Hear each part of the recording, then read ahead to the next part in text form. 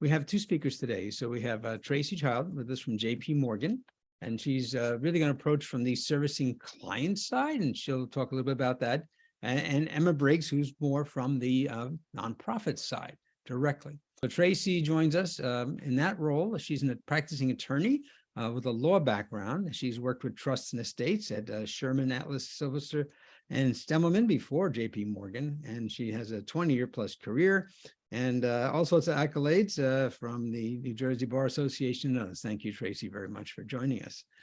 Emma Briggs is on a very interesting side of nonprofits world, which while people give money, sometimes they serve on boards, they don't always meet people that actually do the work too. So Emma's from the program side at the Association of Junior Leagues International, which is an interesting group that has what we call a parent chapter relationship. And we'll talk about that a little bit too for people who wish to give with a national reach, but also have a local experience too as well.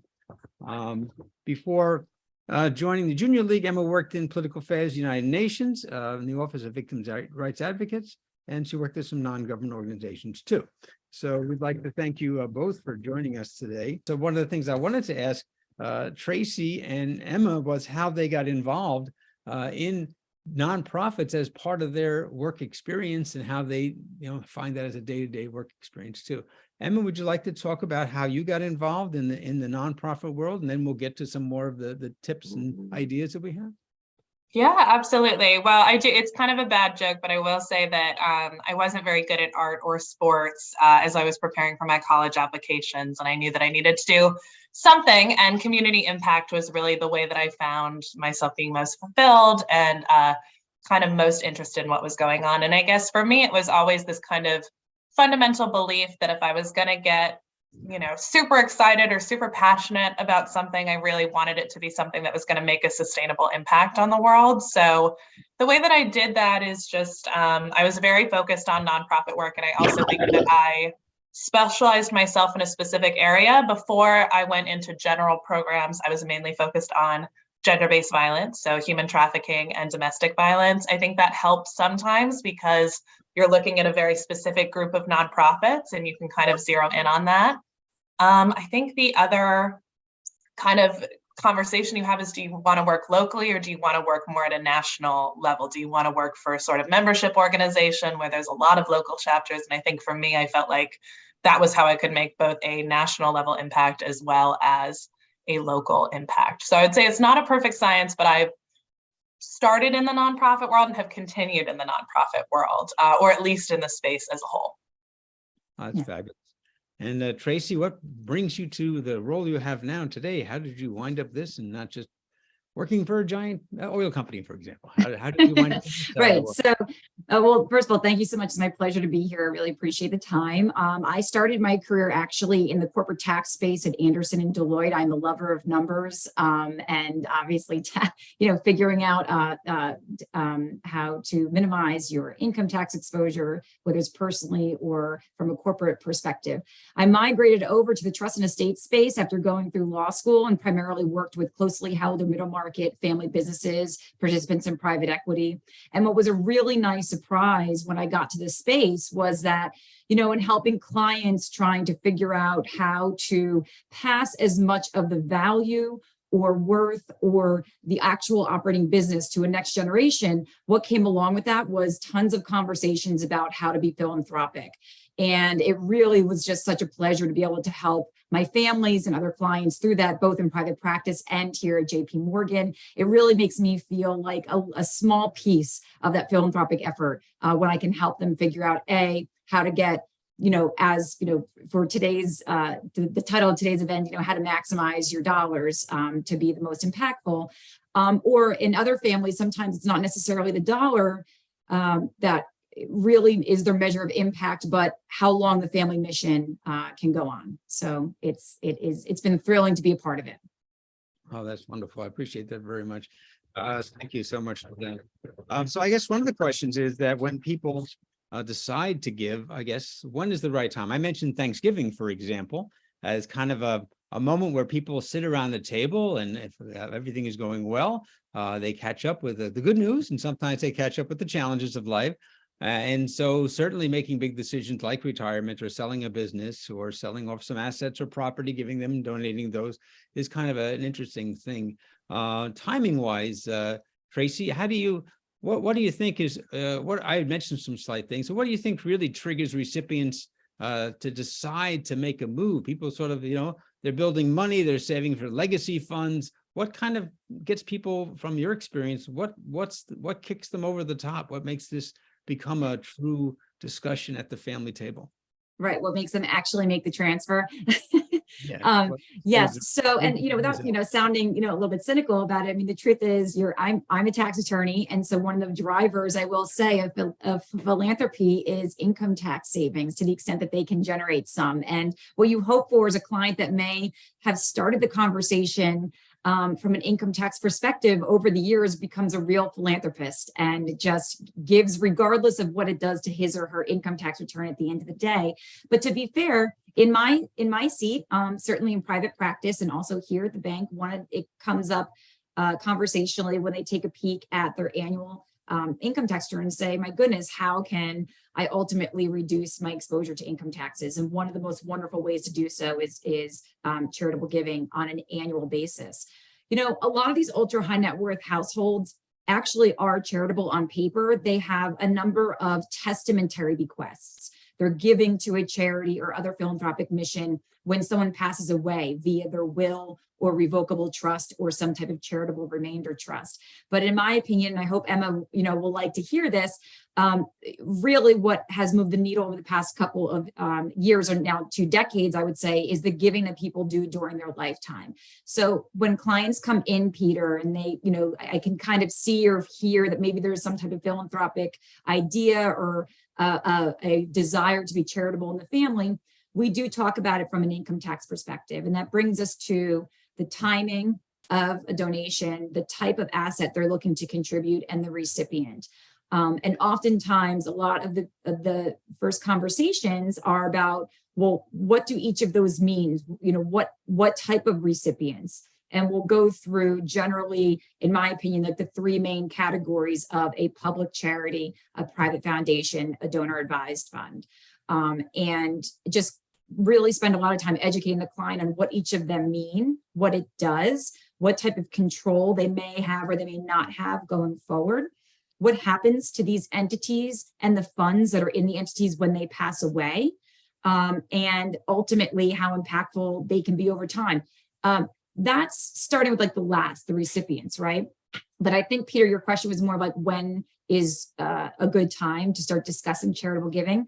I also hope Emma will love this, but I always think time is of the, now. Yes. Anytime people want to talk about giving, I'm happy to help them figure out how best to do it once we understand what their intentions are. And what I mean is, look, if a client came in on January 1 and wanted to be charitable, you can certainly give, let's say, $100 directly to a charity, right? In some ways, that's the most impactful. You've given it right away. Now it's the charities to use over the course of the year or many years, depending on the size of the donation, right?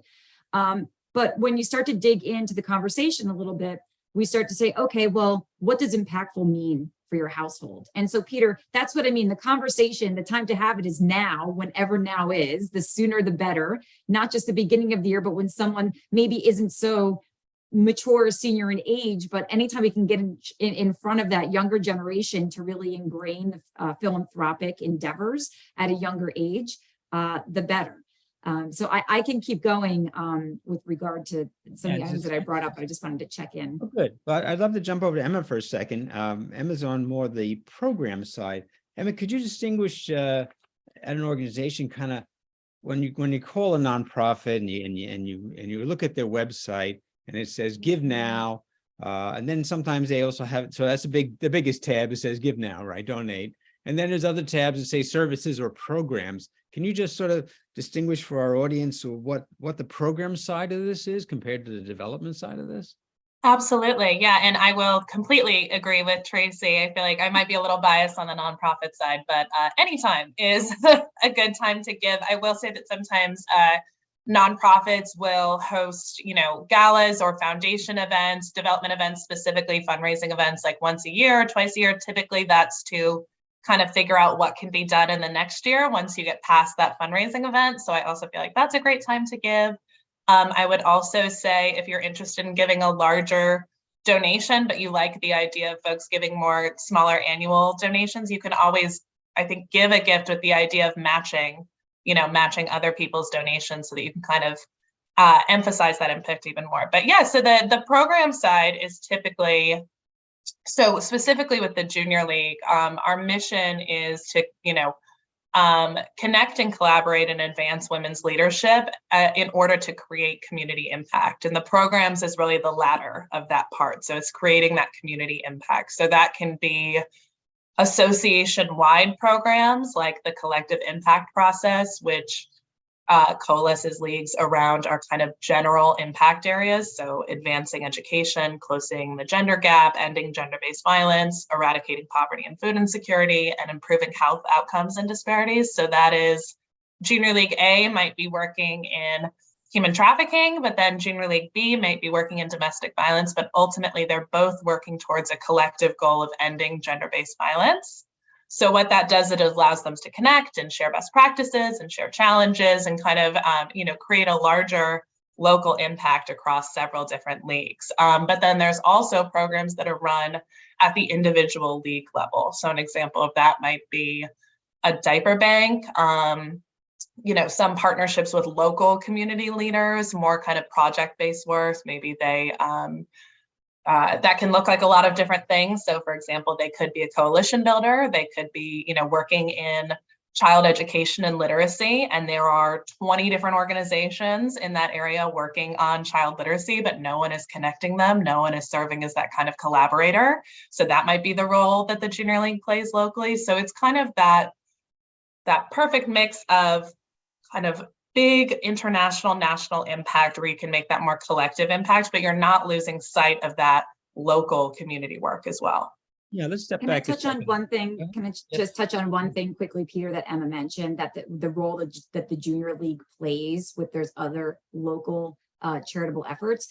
There were so many times in private practice and even here at JP Morgan where clients will come to us and have an event, have a liquidity event, and now they're ready to be incredibly philanthropic. And the first thing they want to do is create their own, right? Create their own public charity, create their own private foundation, and really kind of say, look, I want to work on X. I want to work on something in the Alzheimer's space. And I just have a passion for it, whether they've had personal experiences in their family or whatnot. And oftentimes what we like to do is really just pause for a moment and like that individual client or family to take a step back and really think about, okay, what exactly do we want to do in this space? What is it that you're looking to do? How do you measure impact? What are you looking to happen? Like while you're here, what do you want to see? Or what are you looking to kind of create a longer lifetime legacy? And I can tell you that oftentimes one of the first places to start for these ultra high net worth families is not reinventing the wheel, is not creating a new foundation or a new public charity, but oftentimes looking around and figuring out who's already operating in this space, who's doing it well, do some due diligence, take a peek at the 990s, the Form 990s that are available on, websites like GuideStar or whatnot, to see how much of their charitable dollars are being used to further the actual philanthropic efforts, how much is needed for administration, and then see who's collaborating with whom, and figure out, again, it goes back to each household's definition of how to be impactful, right? Yes, so this is a good, we've covered a few interesting grounds here. So I want to circle back for a second. So certainly it's a liquidity event.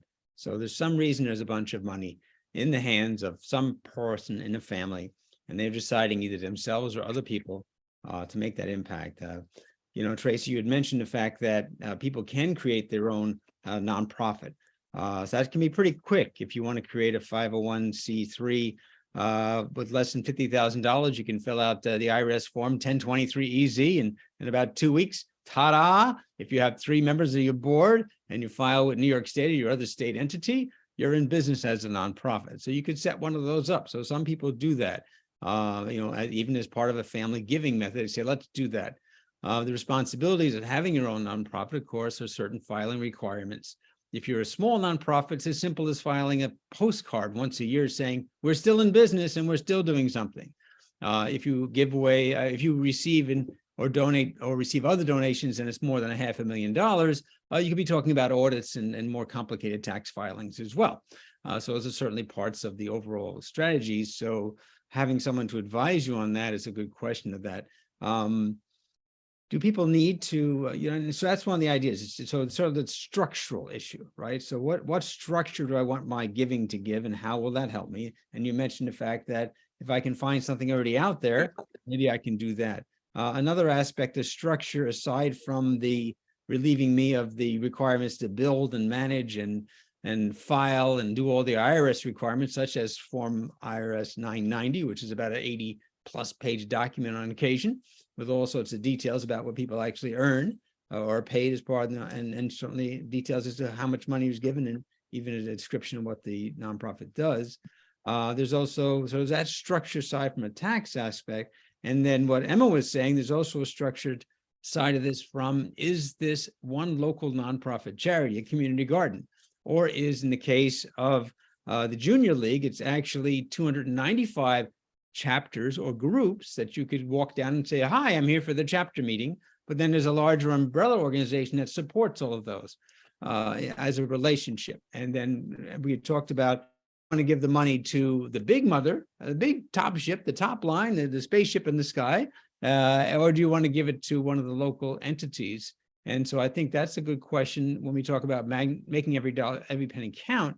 Emma, we had in our just earlier discussions, we had talked about how, if you give something to an umbrella organization as opposed to just a chapter organization, maybe you want to do both. How does that work? How do you help your local community if you give to something sort of the bigger parent organization that has many chapters around the country? As a program person, how does that giving work? How does that support my local community? And then why would I give it to the parent versus just the chapter?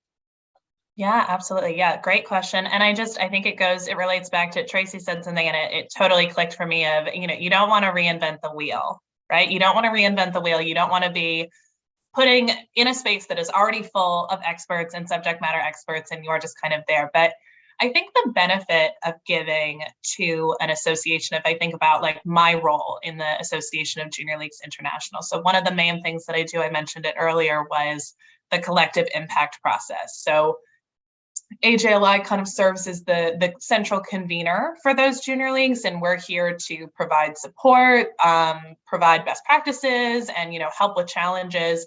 And I think what that allows is you might again have Junior League A, who is working in this area, and Junior League B, who's working in this area. But especially I think the national allows you to focus on a larger impact area. So for example, if you were a donor and you were really interested in ending gender-based violence, you could fund leagues that are in that space closer to 20 and 30. And I think the other benefit of the association is, of course, we're connected. So even if you funded a local junior league, which I would also recommend, the association could be involved in order to add capacity, to help with the projects and programs, to provide support and provide best practices. So I think I don't want to say there's a better way either way. I just think that they have different pros. Okay, so that's a structural program side of that. Tracy, I'd love to go back to you for a second. Because someone thinks, well, I'm going to give away some money. Here it is. Ta-da.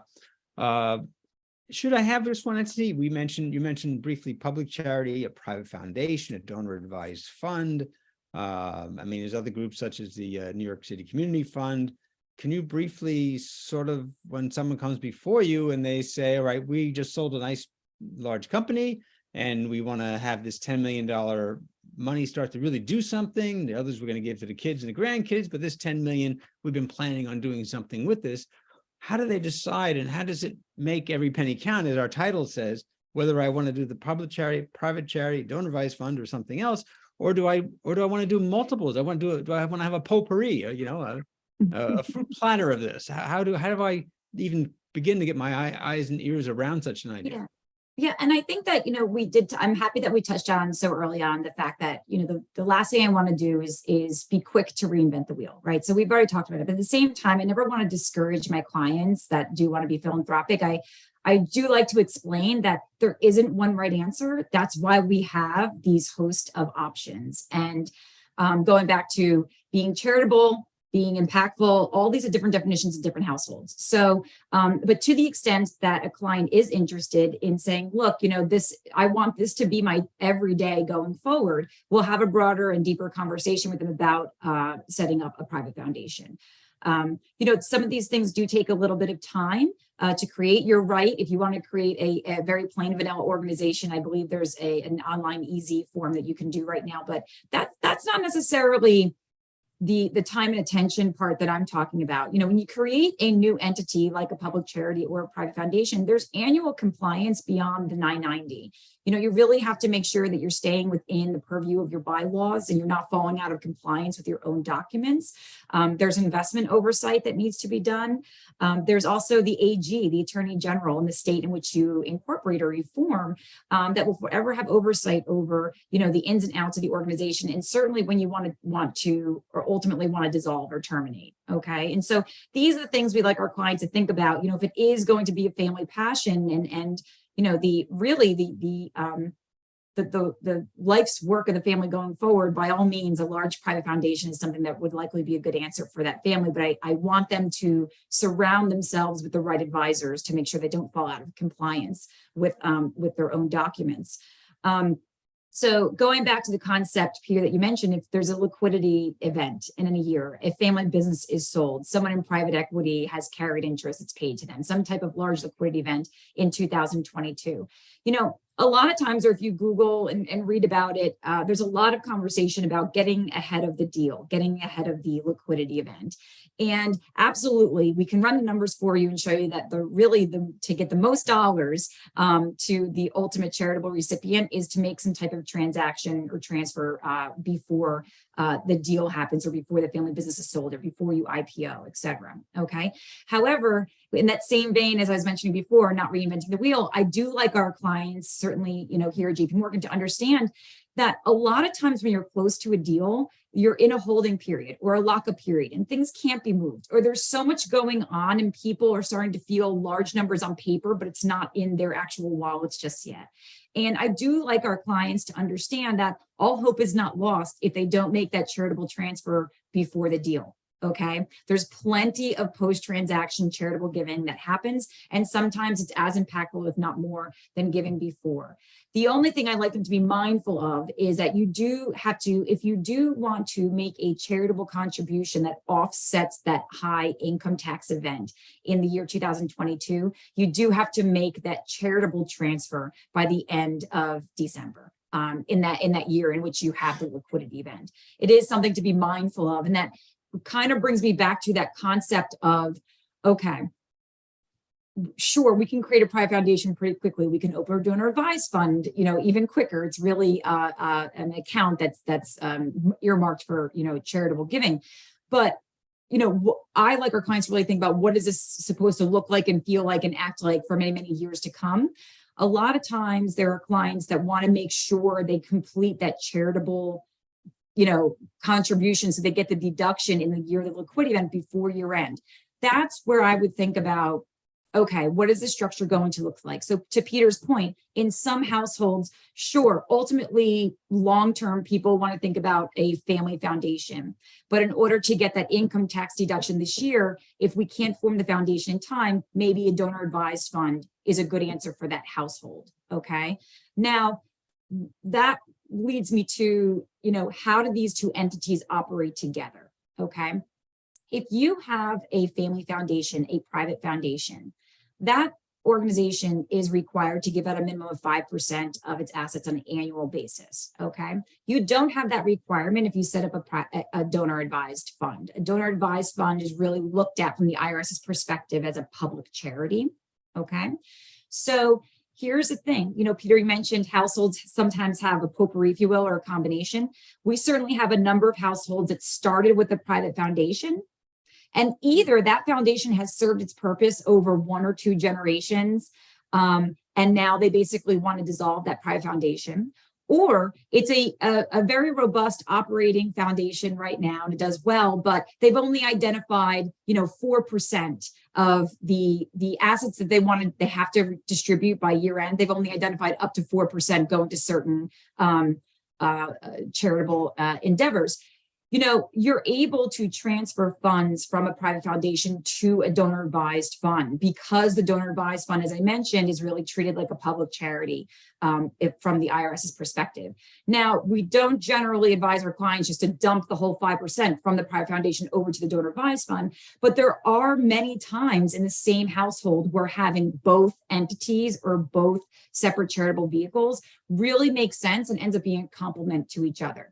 The one I mentioned, which is if all of a sudden you find yourself at the end of the year when you have to complete the 5%, but you're not sure where to give that balance to, you don't have time to do the due diligence, you can always kind of dump that remaining amount over to your donor advised fund and give it out over your lifetime to the ultimate charitable recipient, okay? In another space where having both vehicles helps with our families is, again, where I mentioned it's multiple generations that have had, you know, a very nice family foundation, but now the family has really, it's gotten too broad and people don't necessarily have the time or attention to give to the philanthropic efforts because they have their own families or they work in a very different space. There are a number of ultra high net worth families that decide to fully terminate their private foundation into a donor advised fund. And, you know, I'll stop for a minute, but to the extent we want me to go on to talk about, you know, what a donor advised fund looks and feels like and what that means compared to a private foundation, I'm happy to do so. Well, I think it's interesting because what is giving? When does it start? When does it end? I mean, as working with nonprofits myself, I do sometimes see that people raise the question of, you know, you'll see when you apply for a grant, they'll say no new grants are being given because actually we're winding down the foundation. So sometimes people will give money for 20 years out of the foundation, and then they'll decide as they get towards the, you know, maybe they've lost family interest or maybe other things have turned for them, they'll decide that they're going to shut it down. Or maybe that was even in their original plan.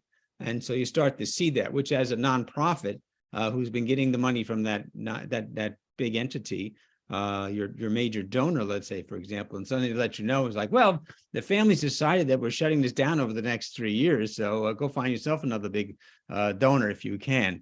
So sometimes I think people, there's the nuances. This is that you can set up a foundation pretty quickly for yourself, but then there's other entities, as Tracy and Emma have talked about, that might make it easier for you to kind of have a mix of things, or maybe, as she says, the timing is not quite there yet to go whole hog for, you know, the private foundation as well. And then there are yes. Sorry, if I may, I think it's also just important to note, I think that, you know, there are already 1.5 million nonprofits in the United States alone, right? And 92% of those have a budget of less than $1 million. So I think it's a very, for lack of better words, a saturated nonprofit market at the moment. There are a lot of organizations and a lot of different impact spaces. And I think sometimes you go into the idea of, oh, I'm gonna start a nonprofit, I'm gonna start a family foundation. And you know, the statistics aren't super favorable in terms of long-term success of nonprofits sometimes too. So for example, only 30% of nonprofits, well, 30% of nonprofits fail to exist after 10 years. As well as, you know, for leadership issues or lack of a strategic plan. So I guess the other benefit of working with maybe a nonprofit that has been in the space for longer, that has that kind of longevity, is I think that they can show, one, that big impact as well as that longevity of impact. And that becomes more and more important as, you know, investing more in those longer standing organizations might be a safer bet in terms of how they've existed in the community and continue to have existed in the community. And Emma, if I could add to that really quickly, you know, on this financial sponsors group here at JP Morgan, we primarily work with participants in private equity. And I can tell you that there are a number of clients that basically are so philanthropic with what they have passing, yes, during lifetime, but that ultimately what's passing to charity when the survivor of a couple passes away, that they'll turn to us and they'll say, you know what, this is too much for my children, for my brothers and sisters, for my nieces and nephews to be in charge of anymore. This family foundation is a full-time job. And, you know, as I mentioned before, like they have their own lives, and I don't really anticipate my son or my daughter to leave their job to run this foundation. So what they ultimately decide to do is upon their passing terminate their family foundation and have, the remainder of their estate flow to an established foundation that they have been monitoring over the years, can see, as I mentioned before, how many of the charitable dollars is going actually to charitable efforts, how much does it cost to run the foundation. And so sometimes they'll migrate and say, Child Family Foundation, I'll remove it from my will, and they'll say, upon the death of the survivor, of my spouse and myself, the remaining assets will pass to the Gates Foundation, with a letter of intent explaining the reasons why, that we didn't want to burden you guys with having to run this foundation. And we felt that in the past X years, 10 years, whatever it may be, before we passed away, we did a lot of diligence and found that this organization was doing it well. Yeah, I think that's a great point. I mean, obviously a shameless plug for the association as well, since there are local junior leagues everywhere. I mean, if you really want to look at local nonprofits in your area, local community partners, you can always join a junior league, because they are typically have been in their communities for 50, 80, 100 plus years and have really deep ties to the community partners that have been there, that have been doing kind of the impact work. But yeah, I think that's a really great point, Tracy. I think one of the nice things also about many nonprofits is they kind of cross political lines, because we're really dealing with people's needs. So in a time when it sure seems like it's hard to even agree around a Thanksgiving table, sometimes these are ways that people can help together or help something that's a bigger mission outside of a political decision. So the fact that whether people need clothes for job interviews, for example, well, that's certainly different than the fact they don't need clothes for job interviews. So you might believe that, well, they need that because that's really kind to do that. You might believe that because it'd be good for them to get a job and pay taxes. Whichever it is, it doesn't matter. The family might all agree it'd be good for people to have clothes for job interviews, so make maybe a donation towards something like that. So it's kind of nice that these kind of charity things can maybe be bigger than the usual argument at the table. I would argue, I think in such a highly polarized time that we're currently in, I think there's an even higher need for that nonpartisan impact, right? I think, at least for the junior league, I mean, there are over 125,000 women in the junior league. So I doubt we could even agree on what to all get for dinner together or something like that. But I think the value proposition of nonprofits is that it's really focused on that impact work, right? It's not focused on partisan agendas or anything. It's more on results-based accountability. If you are reporting that you are making a sustainable, positive impact, however you choose to do that, then that's kind of that results-based accountability approach towards a common agenda, as opposed to, this is the way that I said I would do it, and this is, getting away from those kind of partisan discussions and getting back to, regardless of partisan affiliation, what is our common agenda? What are our common goals that we want to solve together? Now, there's a lot of examples of that, like Habitat for Humanity. All sorts of people get together and build somebody a house in need. So they're not necessarily wearing different uniforms when they show up, or different colors. Tracy, you had mentioned the fact of it is an individual decision. I've been talking about the psyche of how to handle the Thanksgiving table, for example, and how do you manage all of that. Could you mention first, you shared with us statistics about who gives? Everybody thinks, well, McDonald's gives the money, or Bill Gates gives the money, and that's how all these nonprofits thrive. Can you share with us some of the statistics for the audience as to who gives what percentage, just to give a feel for who are the givers?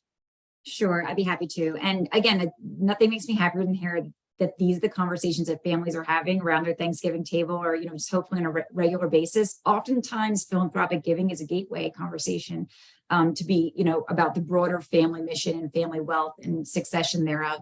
So to the extent that we can get them comfortable talking about this, to me, it's a home run, and it's really lovely to see. So, but with regard to some of the statistics lately, I mentioned before our call that I've been operating this space for 20 years. And when I first started practicing, it was all about, what type of charitable bequests we can get in people's wills, to help them accomplish what they'd like to do, philanthropic wise, or a remainder trust, that where ultimately the ultimate charity would receive some type of donation later on, further on down the road. And, I love that, but the truth is, to be the most impactful is to give today. I can tell you one of the statistics that I have here, which is the numbers from the end of 2020. Of the $471 billion that was contributed in 2020, 4% of that came from corporations, 9% came from bequests under wills or revocable trusts, meaning when someone passed away, they gave to a charity. 19% comes from foundations, and 69% came from individuals. So that was $342 million came from individuals. And I think it's for a number of reasons, a couple of things that Emma has brought up, that there's more robust family conversations about how to be impactful. There's more of an interest in some of our younger generations. It's just part of what we do on a regular basis is give something to even if it's just, change of our pocket to temple or church or whatever it may be. I also think, again, coming back to, should I say the brass tacks about charitable giving, but that there's some more, income tax benefits that you could possibly receive from giving during your lifetime. People used to just give cash all the time, and there are many more impactful ways to give, and one of which is the potential to donate appreciated securities rather than $100 in cash. If you donate appreciated security to a charity or, to a donor advised fund, you're actually able to deduct the fair market value and never recognize that built-in gain. I mean, from my perspective, that's a huge benefit to a household. You get to accomplish two things. You're minimizing your income tax exposure, and at the same time, you get the joy of giving today. So it's something that, can, again, maximize your charitable intentions here. Another element that has come front of mind for a lot of our ultra high net worth households that do have a large income tax bills is concept of bundling. If you see yourself as being someone who's philanthropic on an annual basis, even someone like myself that gives $1,000 or $5,000 to high school or college on an annual basis, there was a lot of good reason, and still is, for you to front load and maybe give a bunch of, let's say, the next 5 years worth of those charitable dollars you see yourself giving annually anyway, okay, and either give it directly to the charity and allows you to take a larger charitable deduction this year, or, as I mentioned before, these donor advised funds, regardless of what custodians, not just JP Morgan, it really can be the recipient of your charitable dollars. Give it in a year where it makes the most impact from an income tax perspective. And then you have the balance of your lifetime to give out, to dole out those charitable dollars to the ultimate charitable recipient. And so there's a lot that goes on in the philanthropic space where you're able to sit with your team. As I mentioned, there isn't one right answer for every household. So taking a moment and sitting with your accountant, sitting with your banker and saying, look, this is what my tax return looks like. How I want to give, how can my giving be the most impactful? And that's ultimately what we do on a regular basis with our clients, saying, has your mission changed? Have your intentions changed? What would you like? What efforts would you like to further, while you're here? And does it involve family members? Does it not? Do you want your children to give? Do you want to appoint a certain amount of your donor advised fund, assign it to your kids and say, you guys have to give out this 10 grand before the end of the year, and have family meetings over that? Or would you like us to sit with your children while they can continue to think about those concepts? So, just from my perspective, it's been really lovely seeing there being a complete pivot from giving upon death to giving on a regular basis during your lifetime. And yes, because it gets the dollars to the charities, on an annual basis, but also my clients, the individuals, get to, that nice, philosophical feeling of giving, right? And they can see what that does at the charity level, but they also have the opportunity, should they want it, to engage in that type of robust conversation with their children or grandchildren. I'm so happy to hear you say that, Tracy, because I obviously, a little bit selfishly from the nonprofit perspective, I was like, immediately give, because nonprofits are always, I think, in a space where I'm not going to turn down a donation. And I think the benefit of that is, I think, speaking from a nonprofit perspective, a lot of times we might not want a more transactional relationship, right? We might want to have more of a two-way relationship with meaningful connection, where we can show you the impact that your donation is making, tell you about projects or vulnerable projects that we have coming up. So you actually get the ability to see where your impact is going and who it's helping. I think the other benefit is that there are essentially two different kinds of impact, at least in my mind. So there's that kind of immediate direct impact, which is something like you work at a soup kitchen and you're giving someone a meal.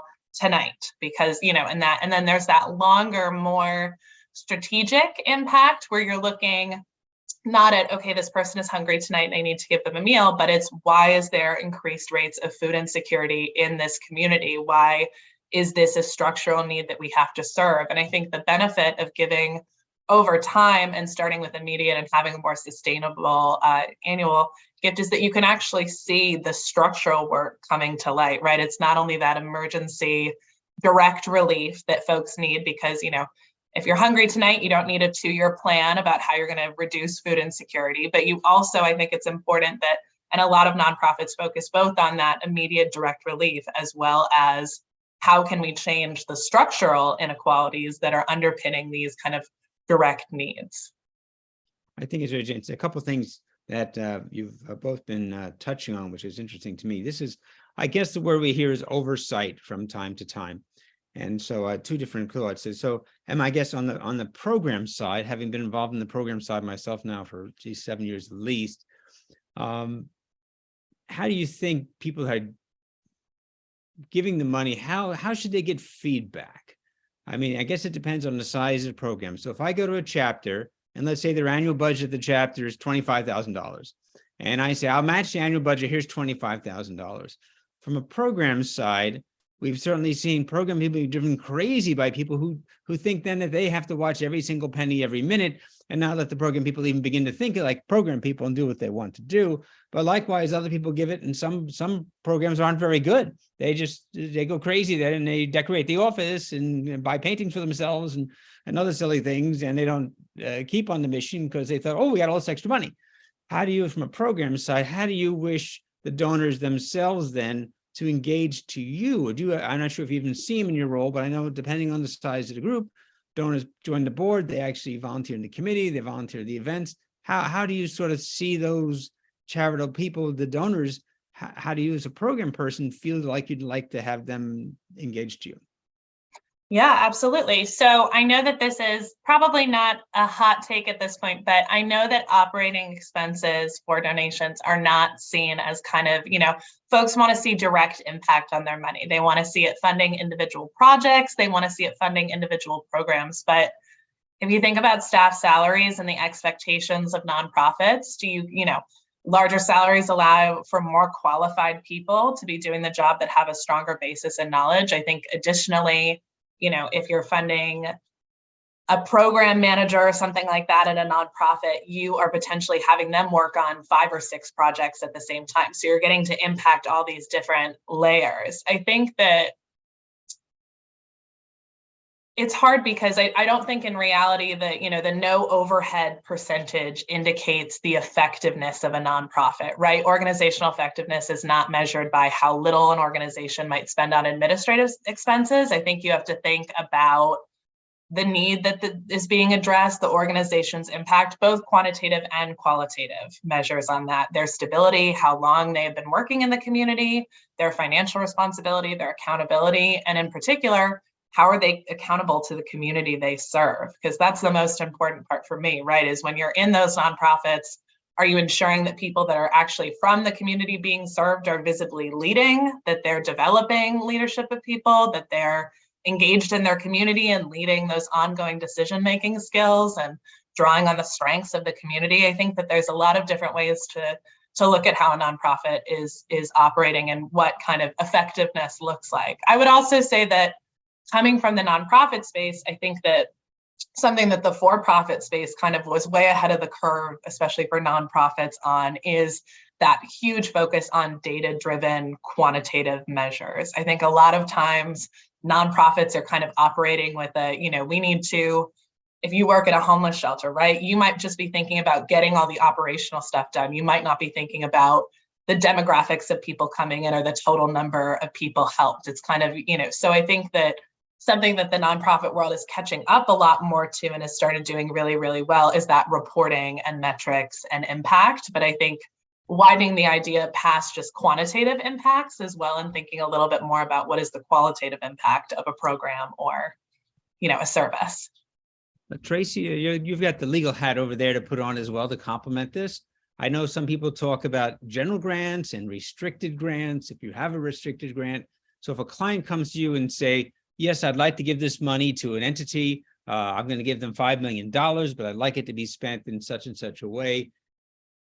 Where does that restrictive grant get written up? Is that written up by the client? Is that written up by the foundation, by the nonprofit you're giving the money to? Would someone like your organization write that for the person? How does somebody then have a document, if they want a document, that restricts, and who writes the document? Yeah, so here at JP Morgan, we won't write, grant, document. We don't write legal documents for our clients. But coming so freshly out of the drafting attorney's seat, that is certainly something that your hired trust and estates attorney can draft for you, and works hand in hand. Oftentimes I would work directly with the charity to say, this is what the client's looking to accomplish. This is how they'd like it worded. What does it mean for you? How does this, when it actually gets paid out, where do the funds actually go? How does it work? Are there segregated funds? Are there not? And the one thing I can say, again, with both experience with ultra high net worth clients in private practice and here at JP Morgan, here's the thing. Clients that give on a regular basis and are very familiar with a charitable organization that has been near and dear to their heart for a number of years knows how it operates, knows what it needs to operate, and knows that it is being impactful, or else they wouldn't keep giving funds to it. So we certainly have clients that actually don't restrict their donations, because they do realize that in order for this to continue to be, a well-oiled machine, it needs to attract good talent. And that there is cost associated with doing certain types of research, if it's something in the medical space. And, they really do appreciate that. But again, this is coming from who are our donors? If it's someone that is just going to say, I have $10 million, I want to give it to Habitat for Humanity or something like that. I don't think that they're going to go they would like, that individual would likely restrict how their funds are spent, right? But having a matriarch or patriarch or a family that has really made it part of the family mission to give on a regular basis, those are the really impactful donors that likely would end up saying, we understand that, a restricted grant can be, really challenging sometimes. And almost sometimes the more restrictions you put on it, it's actually harder to give the money out.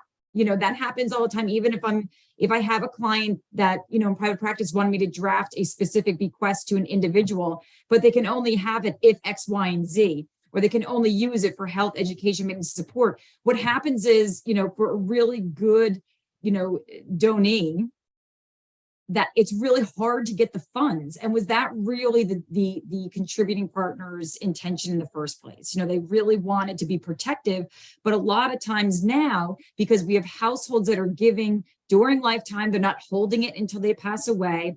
They're very well versed with the organization that they're giving to, are actually lending towards providing less restricted grants and donations.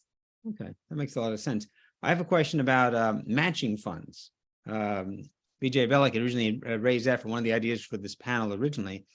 If you were listening to public radio, you might hear someone say, all right, for the next hour, we have a $5,000 matching fund. If you give any money, it'll be matched dollar for dollar. Please donate money now. Call 1-800 blah, blah, blah, blah. So there's that kind of matching fund. And then there's also people say, oh, I gave $1,000 to this group that's trying to find a cure for this terrible disease. And I go down to my HR department and I say, here's my paperwork. Can you also send them $1,000 a matching fund? Could you talk about that, Tracy, the difference between those two legally as far as, and then also if someone works at a company or owns a company and they don't have a corporate matching fund, is it hard to set up? Well, I think it's harder to set up than the employee or the charity, really cares to acknowledge. But what I can tell you, there has been a migration to rather than it just being willy-nilly, where, okay, if you've made a charitable donation, I'm just using JP Morgan as an example. This is not, the black letter of what we do here, but, corporation will, match your giving up to like $500 or something like that. I think there's been more guardrails put around it where the organizations are now looking for a pattern of charitable giving or being philanthropic, that if you continue on an annual basis to give X amount, then the corporation will start matching up to a certain percent. And I think that honestly, it really does go a long way when there is such a fight for talent in the corporate space. Having some type of corporate policy regarding charitable contributions and matching really builds a lot of goodwill, either with your current employee base or with new hires. That's just from my perspective, something that I've noticed. And again, before joining JP Morgan, I was partner at a mid-sized law firm. It was certainly something that we considered, how do our employees view our participation in this space? And so I think that it continues to pay dividends, not just in dollars of charity, but in the goodwill amongst your employees. Okay, makes a lot of sense. So that sounds really important to do. So one of the other things that these charitable trusts. So I want to give away, $10 million. I have an estate at $50 million, and I have 3 children. I'm going to give money to each of the children and or the grandchildren, and then I want to set up these trusts. There used to be, different types of trusts. Is it all the same? Are there new trusts out there right now? We're talking about magnifying dollars. Are there some new tricks in the trust world that people should be thinking about, or is it same old, same old? Well, it's never same old because we're forever evolving. That's for sure. Well, I'll talk, just a little bit about the basics, just because I'm not really sure, where everyone is, on this call. But there's certainly the distinction between revocable trusts, REV, revocable, and irrevocable trusts. And the revocable trust, what I'd like for the attendees to really hear me say is that a revocable trust tends to be a will substitute. You're not actually giving anything away until you've passed away. And that's whether it's to individuals or whether it's charities that you have bequests for in your estate plan there. Okay. So that's one thing. And then coming to the irrevocable trust lien, IRR, something that you give while you're alive. In the charitable space, typically there's CRTs, charitable remainder trusts, or charitable lead trusts. And a charitable remainder trust continues to be a wonderful answer for our clients that have highly concentrated stock positions. And the reason why is because it allows that client, again, it's the combination of objectives. It allows that client, yes, to ultimately be charitable at the end of the day, meaning when that charitable remainder trust terminates after a term of years or after a life event like someone passes away.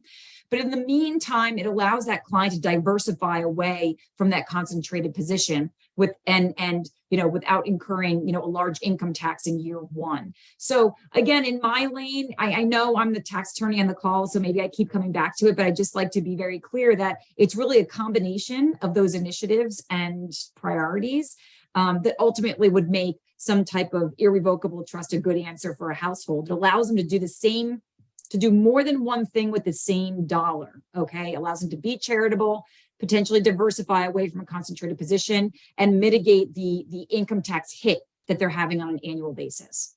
Does that answer your question, Peter? No, I think that's interesting. I guess we only have a couple moments left. Emma, from a program side, perhaps you can just share, what does it mean when one of our audience donors actually ponies up and puts a check? What can that mean to the life of the people doing the work in the program side of that? How does that feel? What is the excitement of that as we wind ourselves down this last minute or two? Yeah, absolutely. It's incredibly exciting. So, of course, a lot of folks that come to the nonprofit space, we're there because we want to make an impact, right? We want to work for a mission-focused organization, and often we're directly interacting with service beneficiaries. We understand kind of the underpinning issues. And I think in the ideal world for almost every nonprofit, we would probably have twice the staff, twice the projects, and be able to make a much larger impact. So a lot of times, I think when people give a donation, that's an additional project that we can run. Maybe we have noticed that expectant mothers need additional support, and that now allows us to put a training or a project in place to help expectant mothers who we've identified as a population within our service population that needs more help. So I think what you see is that the folks who have been on the ground, who know what's going on locally, can understand where the gaps are in the impact that they're doing, and then essentially funnel those funds into, what is the next thing that we need to do? What will increase our impact? What will increase, the benefits for the service beneficiaries? So I feel like there's definitely a lot of excitement, because typically it means that we can further our impact even more and help even more people.